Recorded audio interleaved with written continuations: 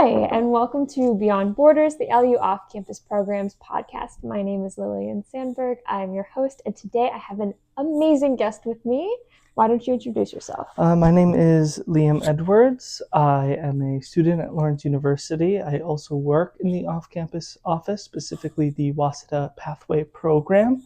I'm a senior, so I'm leaving this year, but this previous year I was in the Japan study program in Tokyo, Japan. Cool.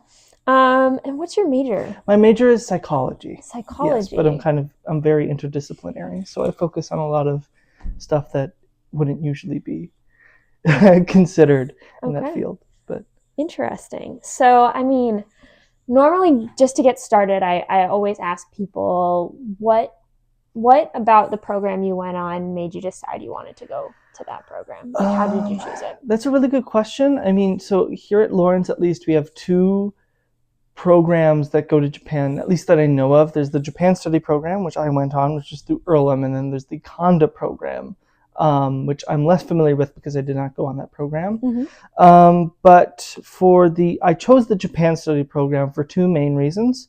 The first reason is that for the Japan Study Program, you can choose to do a year. Okay. In fact, they prefer if you do a year. Your application is far more competitive if you do a year. And the other reason is that it is at the program takes place at Waseda University, mm-hmm. Which is a incredibly prestigious university. So not many people have a chance to study there, mm-hmm. At Waseda, especially, they have a very large international program, but even with that large international program, it's still a massive honor to study there. Cool. Yes. That's very neat. And so I assume that your foreign language is Japanese? Yes. Okay. Yes. My foreign language is Japanese. Luckily, the classes were conducted in English, other than my Japanese courses specifically. Uh-huh. But yes, my foreign language is Japanese. Okay, so how much did you take before you left? So before I left, I took 3 classes here, and then I took a intensive summer program, mm-hmm. At Beloit College. It was a very good program. I enjoyed it a lot. It definitely helped prepare me. Mm-hmm. So in total, I took 4 classes. I would be at I suppose, like what would be considered Japanese 4 here. Gotcha. Yes. Interesting. And did you feel that being in Japan advanced your language capabilities? It advanced it exponentially in ways that you wouldn't be able to advance in the classroom here at Lawrence. Uh-huh. Particularly just confidence, mm-hmm. Being able to speak without constantly falling over yourself, all of these kind of psychological barriers that you put on yourself when you're speaking your second language. Mm-hmm. And the second one is learning how people actually speak outside of the classroom. Right. We have amazing instructors here for Japanese at Lawrence, all native speakers. However, in terms of like the way that people our age speak, that can often be a massive struggle for people. Like when you're learning a second language, mm-hmm. in the classroom like that.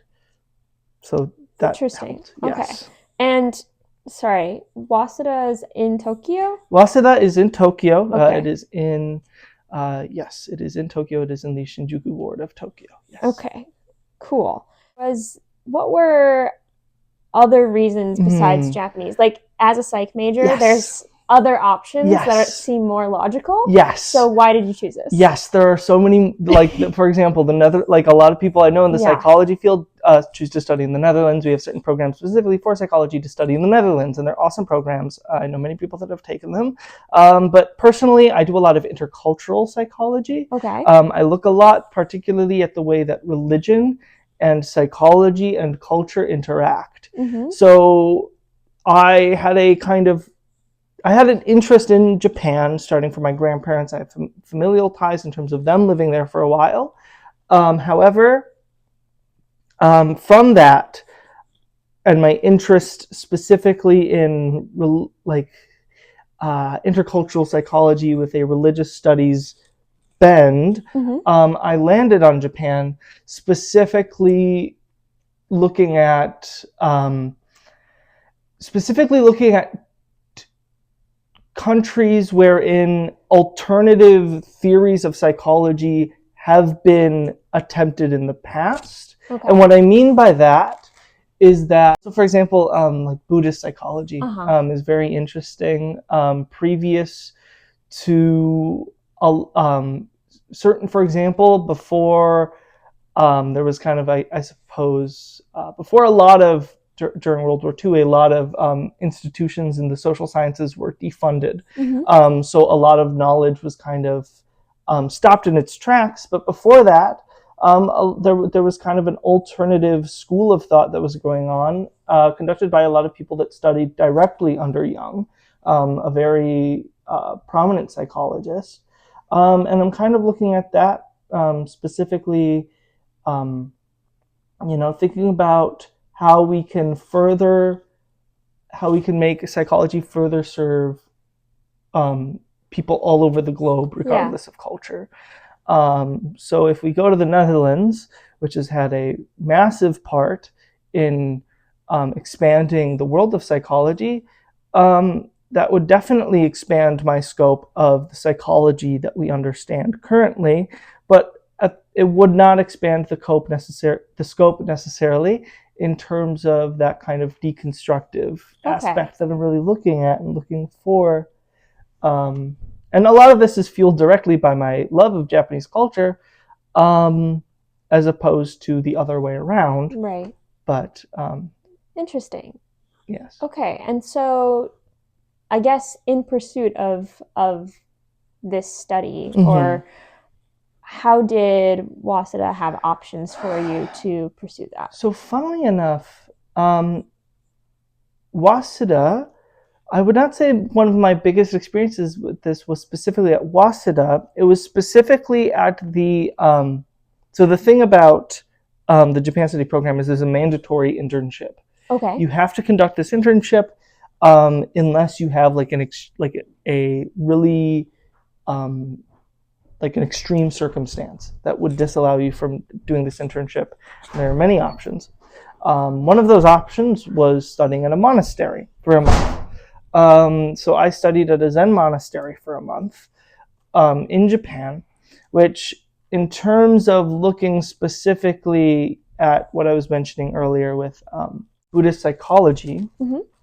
being able to study at a monastery mm-hmm. and do Zen for a month-long period where you're living at that monastery, you are doing a monk schedule, you are doing all of these things and really understanding all of these things. And even if you say, well, this would be horrible and psychological torture for the average individual, you can kind of go through and you can say, okay, well, this is where this stuff is at.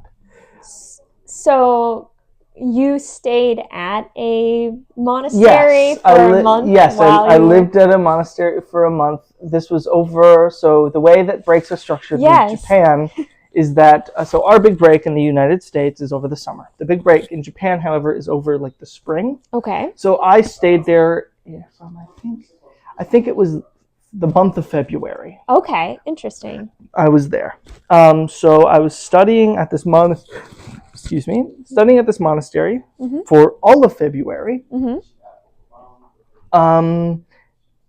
It was not in Tokyo. It was in Okayama, because that was actually one of the requirements, is that they wanted us to be outside of Tokyo, because they wanted us to see beyond Tokyo. Can you educate my Japanese geography a little bit? Okay, sorry. That is my bad. So here, I'm going to show it like this, and I'm going to show it mirrored, so that way I'm looking at the camera and people that are watching can see it instead. Okay. But so Tokyo is here. Yes. And then Okayama is over here. Okay. And then if you know this little island that's down here, if you look at a map of Japan, it's right across. There's actually a bridge that goes from Okayama over to that island. All right. But I was right down there. Okay. Where that bridge is. And it's it's quite different than Tokyo. It's a lot more rural. There are trains, but from the monastery, it was like a 20-minute walk to trains. Okay. So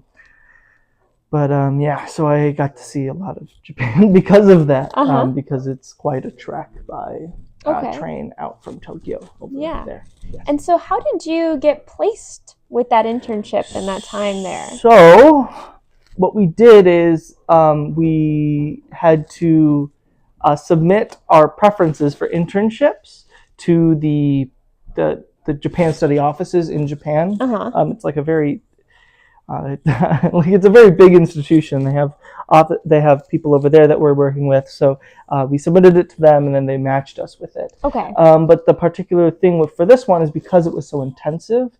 Their thing was that if you ask for it, you get it. And if you don't ask for it, you don't get it, because they would never put someone that doesn't want to be there in that internship. In that situation. Yeah. And the entire time they're always very like, are you, like, I think I had 2 different meetings. One of them was like the one they do with everyone that's like going to them to brief them. But the second one was just like, we need to know, like, this is something that you really want to do, because if you don't, this is going to be torture. And unless you have a medical emergency, if you drop out of the internship, you have to go home. And this was halfway through the program. So that meant like you essentially have to take a semester off of your schooling, right? Which would have been incredibly stressful. Absolutely. So they were pretty much making sure that we would not be put in a difficult situation like that. Very cool. Yes. Okay, so tell me a little bit about what that actually looked like. So studying in a monastery. So I was specifically studying at an international monastery called Sogenji in, as I said, in Okayama, and so it was a lot of foreigners. There were some Japanese people. The Roshi, which is the head monk, was Japanese. However, a lot of the people directly under him were from various countries. Some from France, some from like Latvia, the United States, all over the place, really. And wait, sorry, train of thought. Yes. It's okay though. From the U.S., Latvia. Yeah, from U.S., Latvia. So luckily, I did not have to speak Japanese as a whole ton. When I was talking with the Roshi, which I wouldn't do much because he was either meditating, meeting with important people, or sleeping. So I did not talk with him very much. But that was about the only time that I had to speak Japanese. That, and there was another Japanese woman there who didn't speak much English. Gotcha. But pretty much everyone spoke English. So luckily I did not have to speak. It was not intensive in that part as well, which was very important because it's a very difficult process. I don't know if I would have been able to do it if I was unable to understand everything that was being said to me. But the schedule went, and I'm trying to remember off the top of my head because I don't have it on me at the moment. You wake up at about 3 a.m. Well, I'd already be done. 3 a.m. or 4 a.m. You wake up at about 3 a.m. Sorry, it might be 4 a.m. I forget. No, it's 4 a.m. My apologies. You wake up at 4 a.m. You get ready, and then so I slept in the zendo, which is where meditation is done and where lower rank. I wouldn't say lower ranking because during most of my time there, it was just me and someone that has been there for 40 years, and the Jisha, who's like the guy that takes care of the zendo, and those were my 2 roommates. But where a couple of people that don't have their own lodging sleep. They sleep in the zendo, where we also do meditation, as I said. So we would all go onto our cushion. We would wait for the person who leads meditation for the day to come down, tell us it's time to leave, and then we would go to the hondo, which is where sutras are read and where we do certain ceremonies. And then there we would read sutras for about an hour, and then we would have breakfast, and then we would have inside cleaning and outside cleaning, and then I'm trying to think, and then we would have what's called samu, which is work. We work, and samu was a lot of fun, actually. Yeah. I fortunately I found out that I have a passion for growing mushrooms. Okay. We had a mushroom grove, so every day I would go out, and I was essentially in charge of growing mushrooms because it was like a thing where the person who did it the previous year wasn't super confident in it. He wasn't really passionate about it, but I was like, oh yeah, I'd be interested in that. So they let me just kind of run with it and pretty much have it be my thing that I would work on. Actually, before I left, I had to like pass on the knowledge to the Jisha.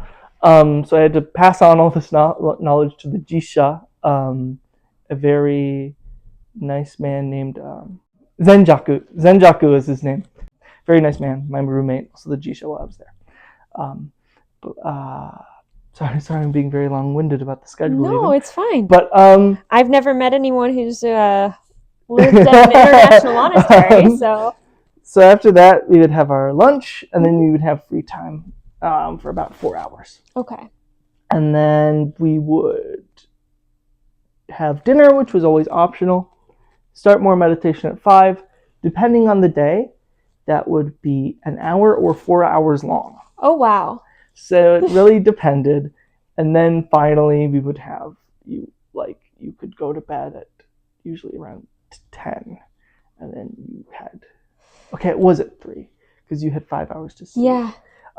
However, on O session, which means like long session, which means like long intensive meditation, or not long, big intensive meditation, we would wake up at 3 as per usual, do all of our stuff, except there was no talking for a week, and there was no samu, so that big block of time was instead meditation, and the free time was reduced to 2 hours, and that also became meditation, and the inside cleaning and outside cleaning was reduced to 30 minutes each.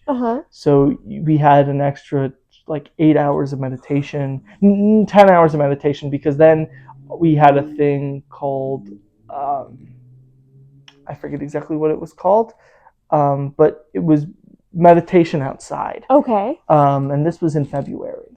Oh my gosh. So we had to do luckily, we were allowed to bring blankets with us because it was always very cold. But we would go outside and we would have to meditate there.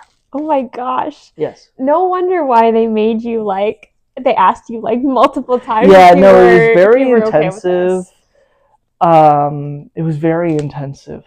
I would not recommend it. What I usually tell people is that I want to go back. Actually today while I was getting food, I had a kind of like nostalgic memory pop into my head of oh man, it was so awesome living there. But I'm like, if I went back there, I could not do it right now. I'm not in a place where I could return there. But so you said that technically it's an internship / study. So during that free time, were you working on something that was for study abroad, or was it just to experience that? That free time was my free time because it was the only free time we really had. Gotcha. So fortunately, they weren't afterwards we had to write a report. Okay, gotcha. But generally speaking, it was considered that experience was enough for credit. Because valid. It's a very intensive thing. But I mean, that's not the only one. For example, someone I know went to an oyster fishery in Iwate, which is northern Japan. And then I know people that worked at a bakery, a bunch of different stuff. But they were all for credit. You had to write an essay for all of them. But they were all very, very different stuff. That was not the only one, unfortunately. Interesting. Okay, So how did you discover this monastery position? So fortunately, it was something that was laid out for us. They were here is our they have a packet that they give us, and they're here are the people we have a connection with. There was a thing where you could make your own internship, but it was very difficult unless you were fluent in Japanese and already had connections. Right. Especially because it had to be outside of Tokyo. So nobody in my program did it, but for example, in the past, I'm pretty sure they told us that there were people that had a family friend, a host family friend out somewhere else that owned some sort of cultural goods shop, and they studied there for a while instead. Gotcha. But if you don't have connections, it's kind of impossible to do. Yeah. So interesting. No, unfortunately. And so you were given this list of options. Yes. And you were like, monastery. Well, yeah, no, exactly, because it was my thing where I'm like, I don't think I would ever be able to do this ever in my life, especially because with stuff like this. So, for example, right, they have a sister monastery in Tacoma.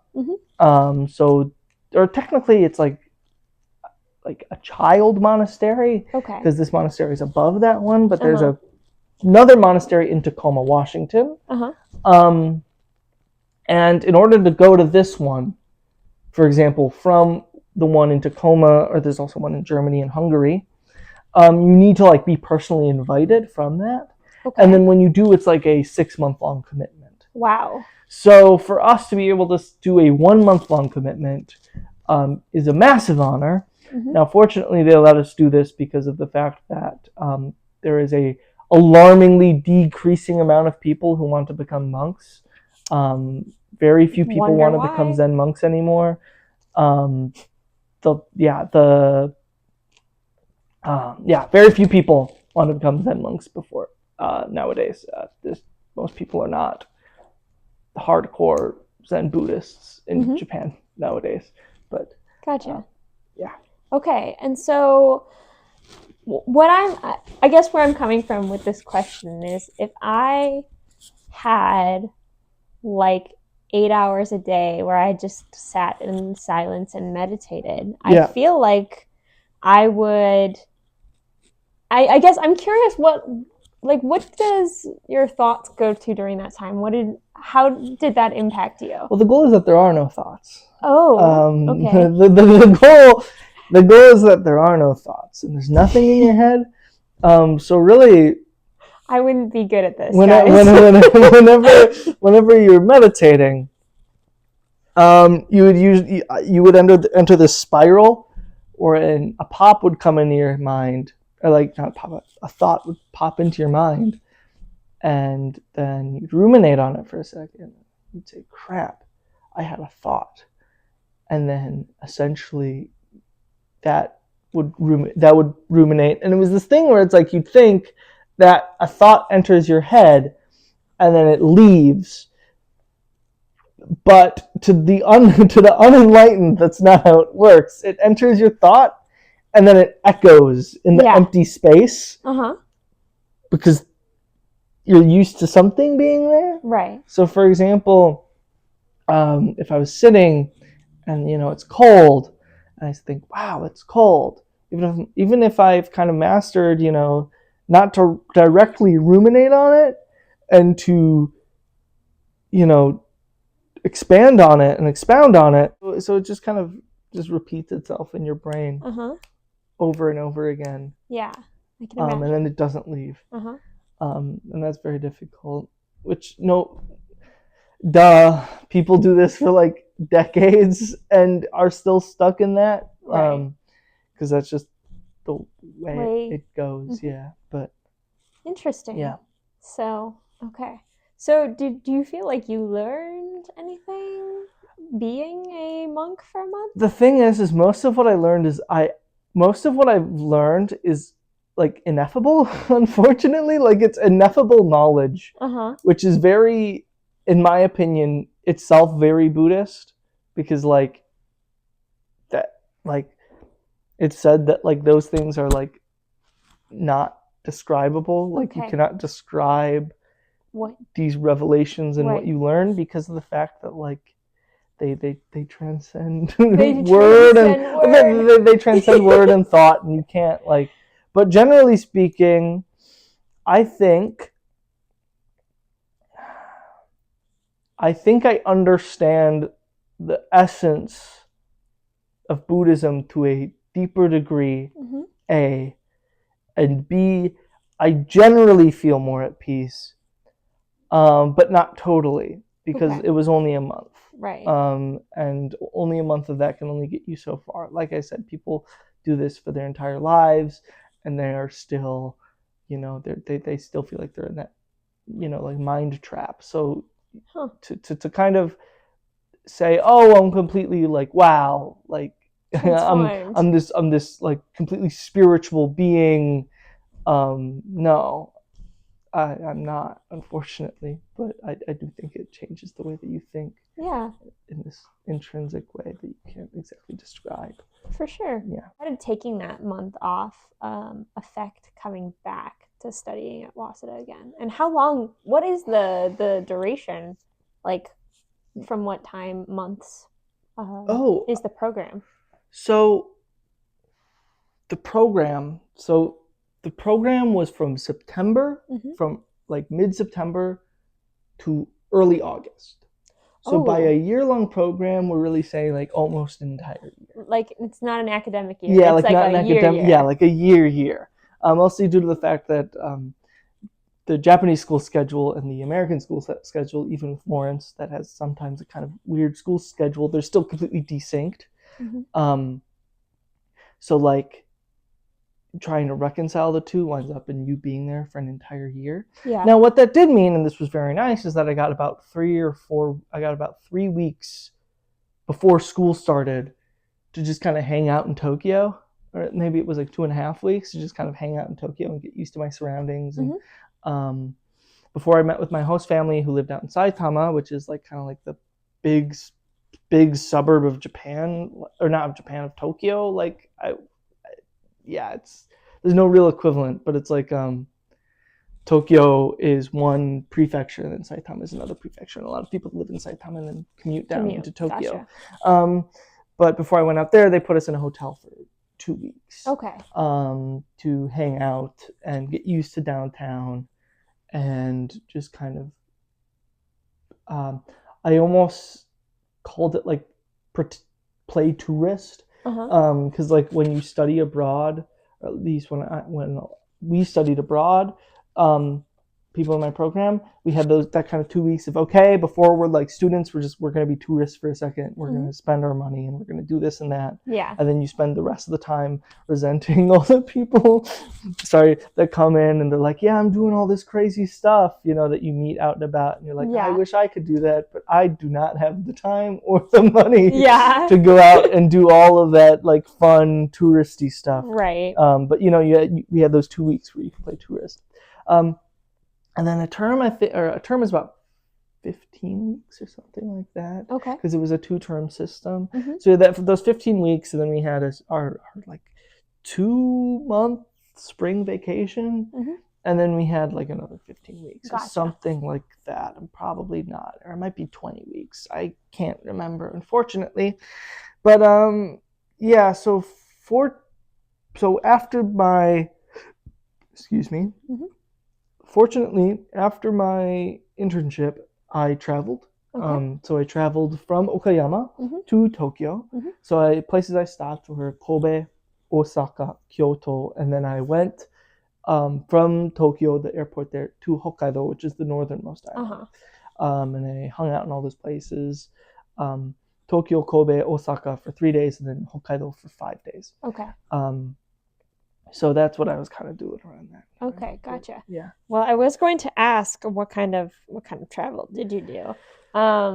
If you did any, it sounds like lots of domestic. Any international trips? No.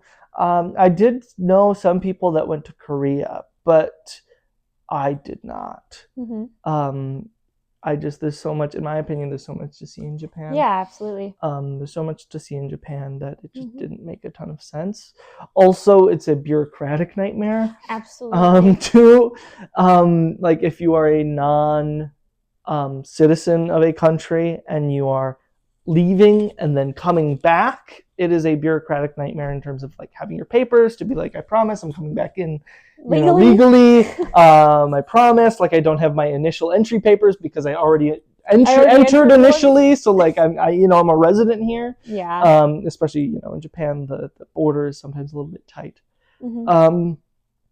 But so yeah, I mostly stayed just in Japan. But traveling in the Kansai region, Kobe, Osaka, Kyoto was very, very nice, and I enjoyed that a lot. Yeah. Well, so just a couple minutes ago, you mentioned that you had a host family. Yes. Why don't you tell us a little bit about the housing situation? Of course. So I lived in Saitama, Living in Saitama was quite nice. I lived in Kawaguchi, Saitama, which is right on the border between Tokyo and Saitama.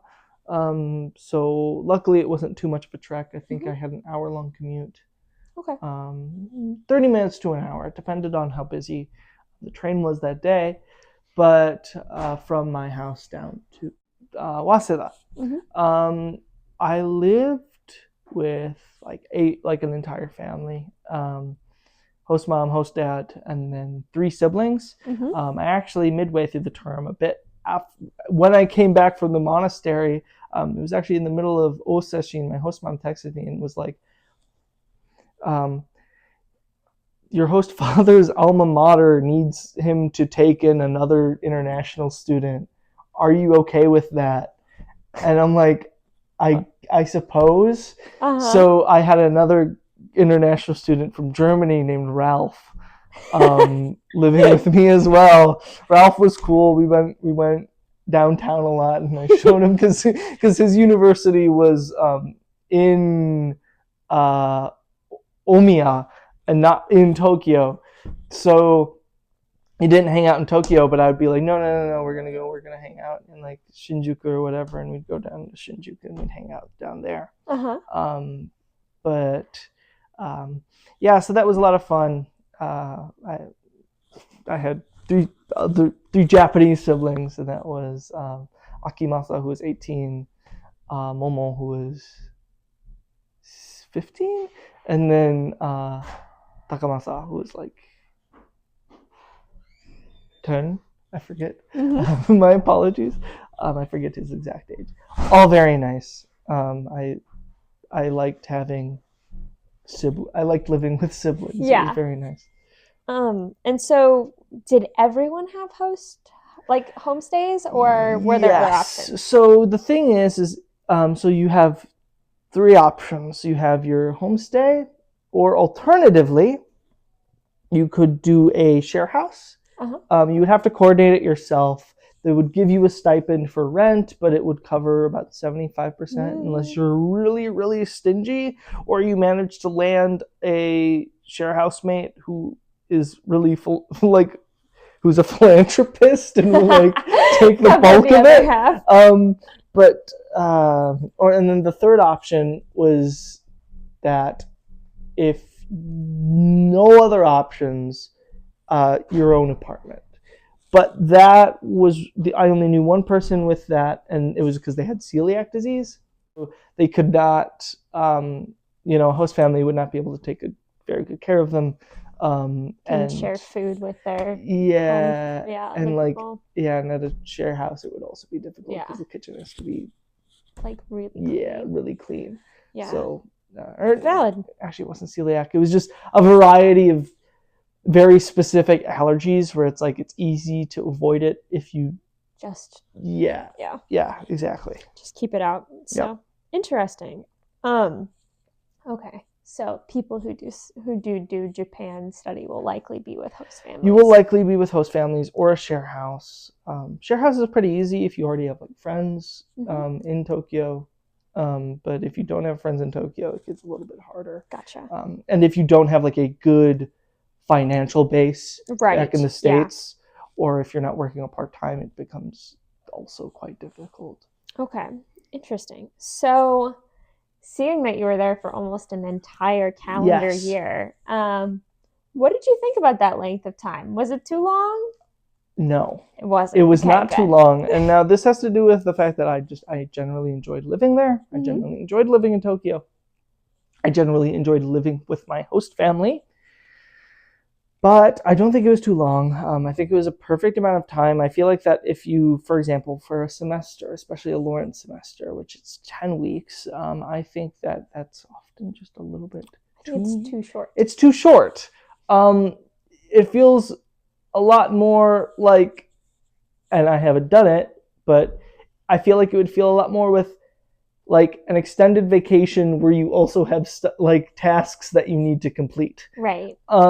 And I just would not be able to get down with that. Whereas if you go there for a year, you start to develop these things where it's these are the places that I hang out. If you're a drinking age. These are the bars that I go to. These are the restaurants that I eat at and people recognize me at.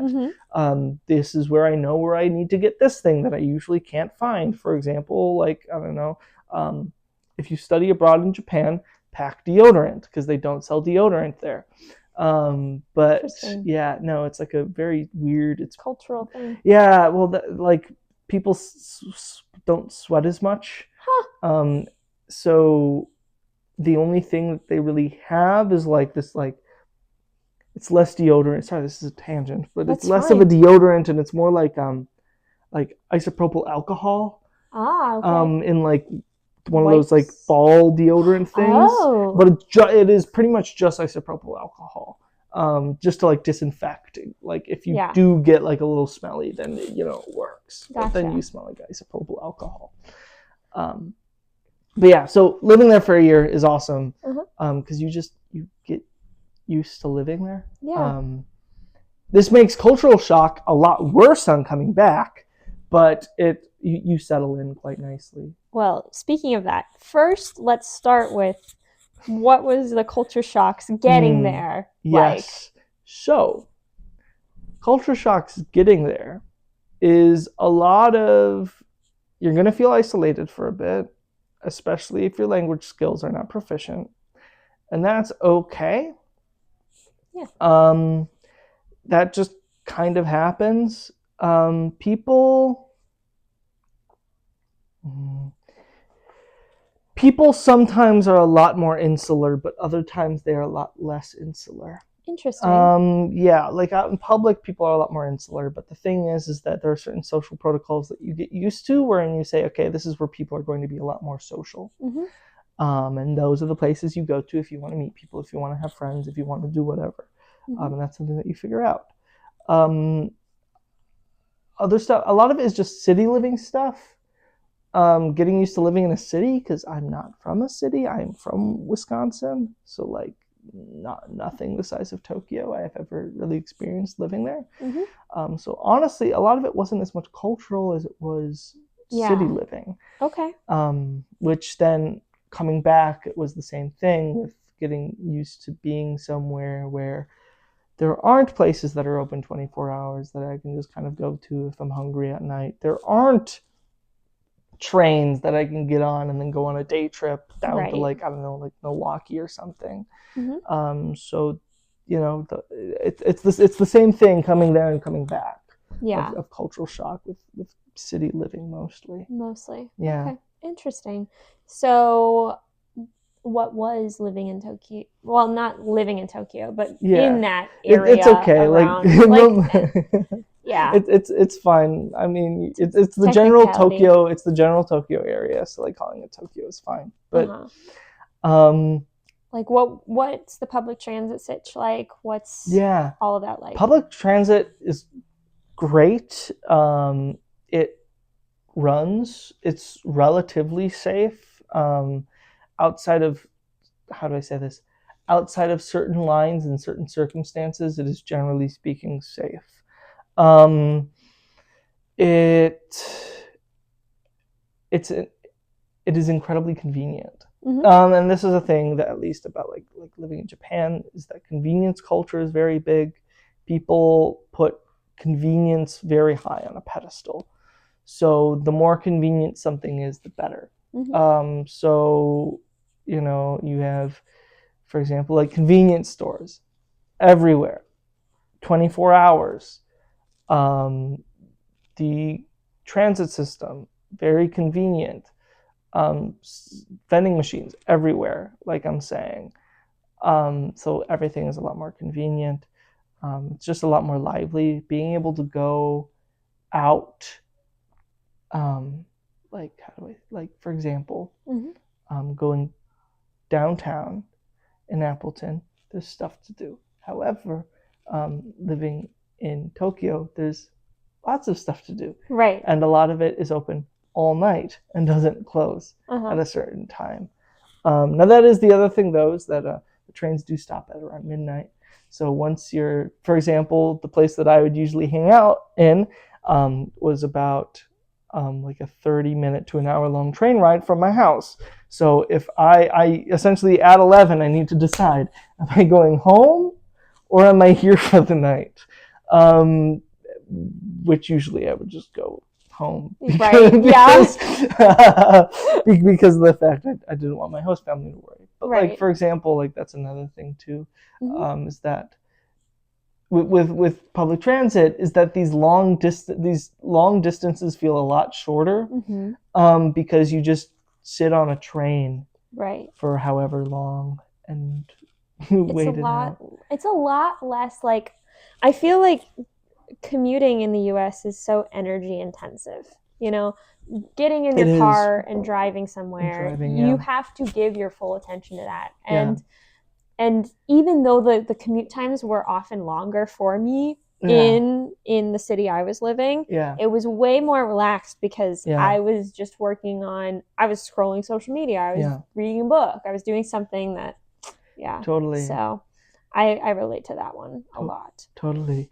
Yeah, no, it's a lot more convenient, you know, if you need to, for example, you know, being able to just read a assignment or whatever you didn't get a chance to the previous night on the subway is convenient. Like I keep saying, convenient.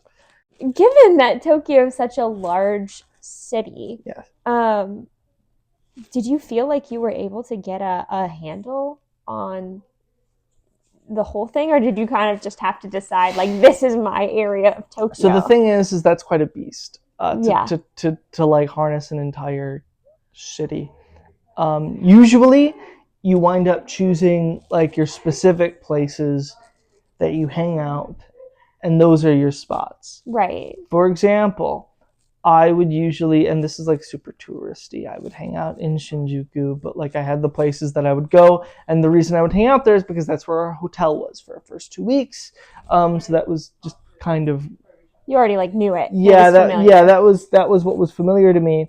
But then, for example, there were like certain places that I'm like, oh, these are the places that I like to visit. Shimokitazawa, for example, is a place. It's like a city in Tokyo that is. It has like a lot of thrift stores. It has a lot of coffee shops. It has like, it's like it's a hipster area essentially. that is what it is. And I'm not really I'm not really like a hipster or anything, but like it had a very nice like aura around it. I would hang out there. I tried to thrift there a few times, but the thrifting there is too expensive. So you know, you wind up go other places. And then there was another area that I would sometimes go. I would go to Ginza, but I would only go there for flea markets. Because everything there is super expensive. It's where like really it's where like international offices and like really affluent expats live. Gotcha. But like they had a really good flea market, so I would go there all the time.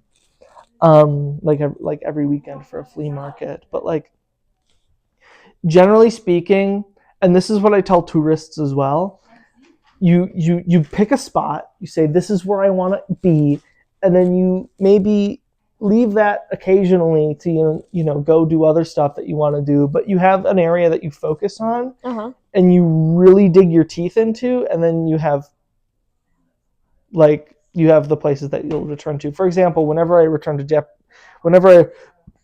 Tokyo, there are people who they're like bar owners who I own souvenirs. Or like restaurant owners who I owe souvenirs, because I'm like, yeah, I'm leaving, I'm coming back though. And you know, what do you want for a souvenir? Right. Yeah. Because you know, you get to know those people. That's so more. Cool. Yeah. I mean, and that's the big thing, is that no matter where you hang out, whether you hang out like by your apartment, or even if you hang out, for example, in like touristy areas, because they're more comfortable, because more people speak English, because you're not super confident speaking Japanese, which I would occasionally do as a crutch. If you keep coming back to these places, eventually people will know you, and eventually they will not see you as a tourist anymore. Right, yeah. And they'll just be like, oh, that's one of our people who comes to eat here or whatever. You know, you wind up with that community. Don't try to take everything at once. And like another consequence of that is that there were a bunch of places that I wanted to go, a bunch of restaurants that I wanted to go, a bunch of like these different places that I wanted to go that I never really went to because there were these places that I'm like, these are the places that I'm comfortable and the places that I know, and those are the places that I actually really want to go. Right. And that's kind of, I think, when you realize you've really started to actually live in a location, as opposed to being almost like kind of a pseudo tourist in a location, is when you say, yeah, I could go to that one restaurant, but like I really like this spot. Yeah, like, I want to go there spot. Actually. Right. You know, like I want to go to that spot. You know. Yeah. So that's so fair. Yeah. So I guess, do you have any Tokyo recommendations? Any Tokyo recommendations? That's a good question. So, first things first, don't actually thrift in Tokyo if you're from the United States. A lot of the thrift in Tokyo is just American vintage that's like taken from American thrift shops, then exported there. So everything that you could find in the thrift store there is something you could find here.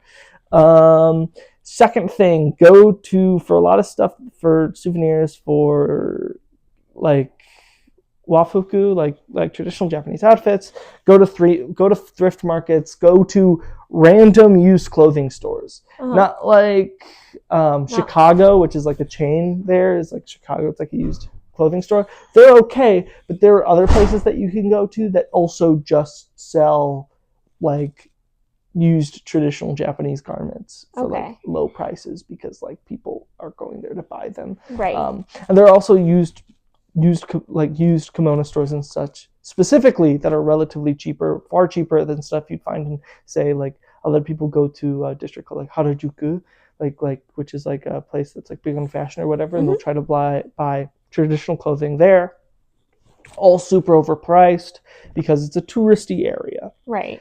Don't go there. Just like pop into random, like walk around an area and then pop into random shops, but just like be prepared to speak some level of like Japanese if you can. So I did think of a place. It's actually called Coffee Fragile. It's in Shinjuku. That is a place that I would go. It's nothing that's like massively special.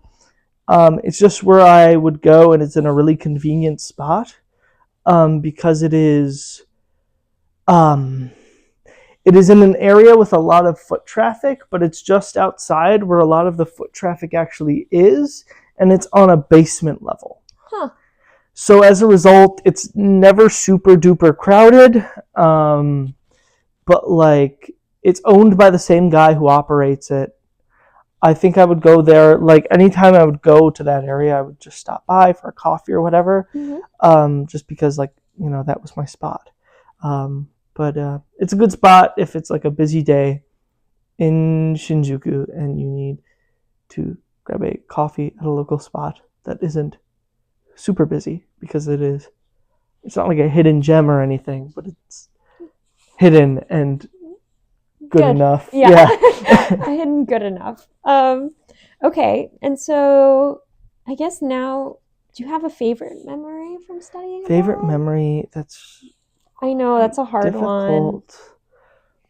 Me and my host family, occasionally we'd go up to this area called Nasu, and it's like a 3 or 4 hour trek from Tokyo. And it reminded me of Wisconsin in a weird way, because it was one of the dairy producing areas of Japan, but they had a house up there, or like it was one of my host parents' houses. So we'd stop up there and we'd hang out up there for a weekend sometimes, and that was very nice. Sometimes, how do I say this? It was very reminiscent of going to my grandparents' place in Wisconsin. That's, you know, like up north or whatever. Yeah. Because of the fact that pretty often it would be this kind of weird mix of like, oh, well, actually this weekend I kind of want to do this, but at the same time, like mixed with that relaxation of, you know, being taken away from it all. like you're kind of dragged away from it all, but really you probably needed to be dragged away from it all for a little bit. Yeah. So it was very like,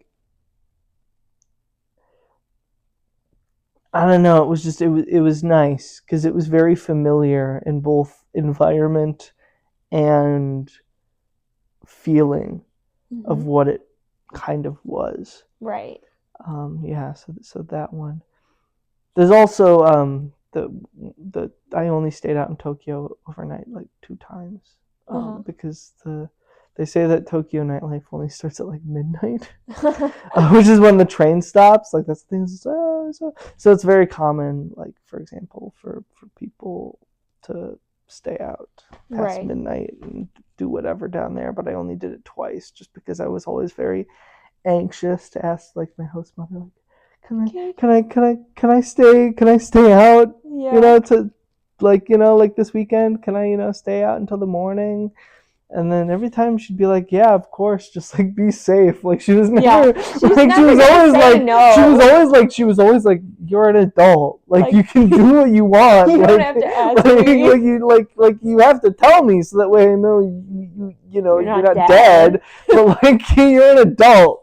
But every time I would still be like, oh, especially because, and I say this a lot, like I had my younger siblings, and they weren't so young that they wouldn't understand what was going on, but they weren't so old that they like were also going out. Yeah, but they weren't so old that they were also like going out or were able to be like, oh, like I won't do that. Like they were at that age where they were impressionable enough where if they were like, yeah, Liam's coming back at 6 a.m.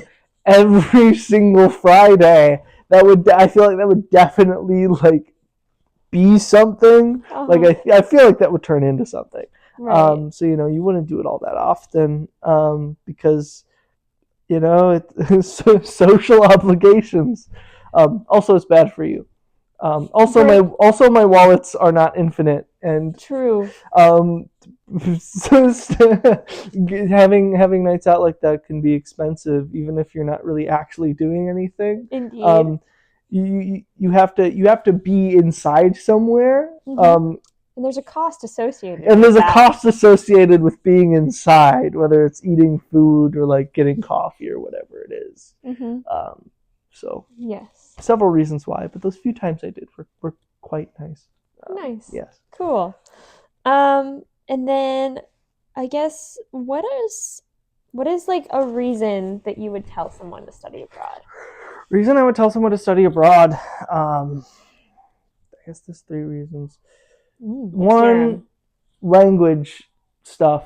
You cannot replace that. Yeah. Like even if you're somebody learning Japanese here on campus, and you. I said so. That's so funny. So first, language reasons. Nothing can replace like going to a place and speaking the language. The thing is even if you are to like every single day go and talk to people on campus that are native speakers of that language, you still don't have a lot of that experience, because a lot of the time you can still fall back because all of them are fluent in English. Yeah. Whereas if I'm to go out to a if I'm to go out to a restaurant, then people can generally speak a little bit of English because it's a mandatory course in high school there. But generally speaking, they don't really want to use their second language. Yeah, their second language. Like if I'm going out and getting a bite somewhere, that's just not what people want to do. Right, absolutely. Unless you're in really rural areas. Sometimes people in really rural areas where you don't see a ton of people from other countries want to practice, but if you're in a city, not really. They get enough of that. The second reason is just travel. Like you essentially, depending on the program you get into, you are getting a semi-subsidized travel. You're getting semi-subsidized travel, which is awesome, especially if I, fortunately, am an Escherva scholar. So I had my flight subsidized by the Service Foundation, which I'm very grateful for. So, I didn't have to worry about stuff like that. But Yes. especially if you have a scholarship like that, it is essentially subsidized travel. I would definitely recommend it, purely from like a kind of leisure perspective.